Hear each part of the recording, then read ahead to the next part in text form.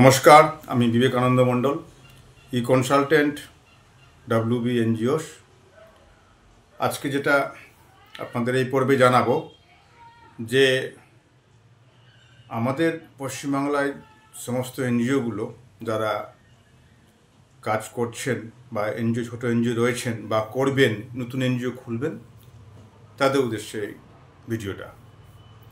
প্রথমে আমি যেটা বলবো যে এনজিও ট্রাস্ট সোসাইটি করতে গেলে অভিজ্ঞতার প্রয়োজন হয়। সেই অভিজ্ঞতা না থাকলে আপনার বিভিন্ন জায়গায় বিভিন্ন ধরনের এজেন্সি বা ফার্ম নানা ধরনের উল্টোপাল্টা ডিমান্ড করে খরচটা নিয়ে নেয় এবং যেটা সহজে হওয়ার কথা সেটা আপনার সহজে না করে সেটা ঘুরপাকে এনজিওর টাকা ধ্বংস করে। এই নিয়ে অনেক এনজিও কমপ্লেন করেছে আমার কাছে। তো সেই উদ্দেশ্যে আমার যেটা মনে হয়েছে আজকে একটা আপনাদের স্পষ্ট ধারণা দেওয়া। যে কোনো কাজ করতে গেলে প্রথমে আপনাকে জ্ঞান থাকতে হবে সেই বিষয়ে, নাহলে কিন্তু সে কাজটা করা সফল হতেও পারে, নাও হতে পারে। আর সে বিষয়ে যদি আবার দক্ষ থাকেন, যদি জ্ঞান থাকে, আপনি অবশ্যই সে কাজে সফল হবেন। এই জন্যই এনজিও করুন, ট্রাস্ট করুন, সোসাইটি করুন, সমিতি করুন, প্রথমে অভিজ্ঞতা জানতে হবে, প্রথমে শিখতে হবে কীভাবে করা হয়, কীভাবে করতে হয়।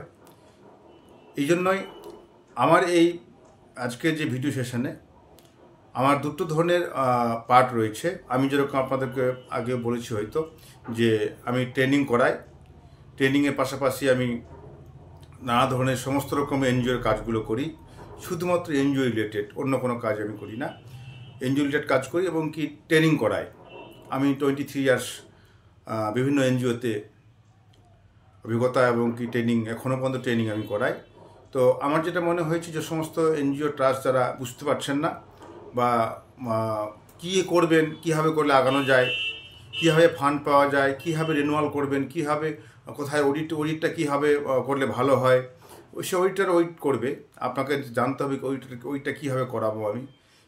নানা ধরনের প্রজেক্ট, FCRA, ITR, সমস্ত রকম A to Z NGO related A to Z সমস্ত কাজগুলো প্রথমে কমিটির লোককে জানতে হবে, বিশেষ করে সেক্রেটারি, প্রেসিডেন্টকে জানতে হবে যে আমরা কি করব, বা এই যে বুদ্ধি পাচ্ছি না, কাকে দিয়ে করাবো, এতদিন রিনিউয়াল ফেল হয়ে আছে, ITR করতে পারছি না, কোনো ফান্ডের খোঁজ পাচ্ছি না, কীভাবে ফান্ডের খোঁজ আমরা পাবো।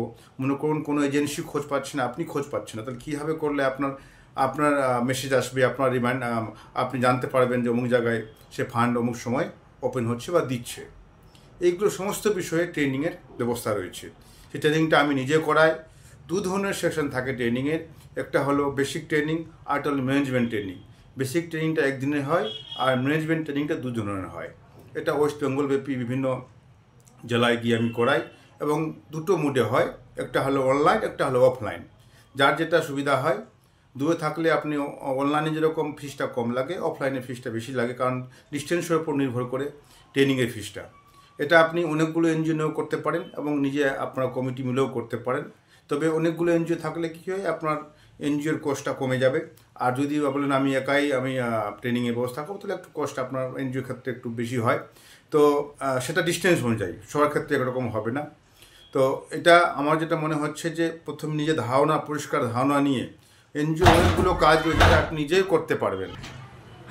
এরপরে কি হবে, আপনি নিজেরটা জানাতে পারবেন এবং সমস্ত জিনিসের জ্ঞান আপনাকে ট্রেনিংয়ের মধ্যে পাবেন, বেসিক ধারণা পাবেন।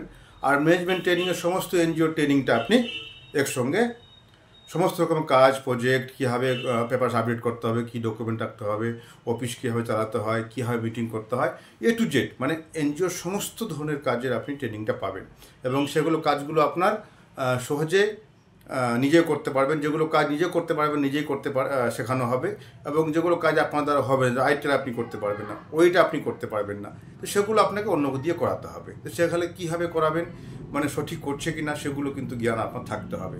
এই বিষয়ে আপনাদেরকে যে সমস্ত এনজিও আমাকে জানিয়েছেন, যদি ট্রেনিং অ্যারেঞ্জমেন্ট করেন, আমি অবশ্যই সেই সময়ে 7 দিন আগে আপনাকে ট্রেনিং বুক করতে হবে।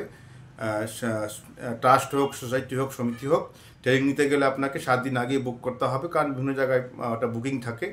তো বুকিং করে আপনাকে নিতে হবে, এবং কি যেদিন আপনার বুকিংয়ের দিন সামান্য অ্যামাউন্ট দিয়ে বুক করতে হবে, এবং যেদিন ফাইনাল হবে সেদিন আপনাকে পুরো পেমেন্ট করে দিতে হবে। এ হলো ট্রেনিংয়ের সিস্টেম।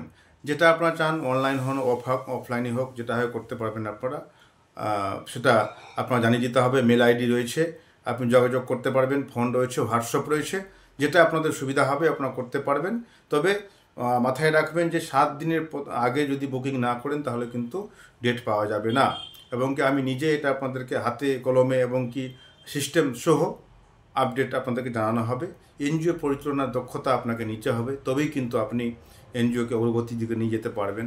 সমস্ত জিনিস অন্য নির্ভরশীল হলে এনজিওর ফান্ডের প্রচুর সমস্যা হয়, যার জন্য পিছিয়ে পড়েন, কাজ করতে পারেন না। যেগুলো বেসিক কাজ সেগুলো আপনাদের কমিটি বা আপনাদের সেক্রেটারি নিজেই করতে পারবে, সেই পদ্ধতিগুলো আপনাদেরকে এই ট্রেনিংয়ের মাধ্যমে দেওয়া হবে।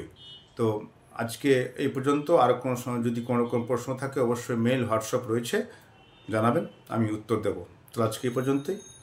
নমস্কার।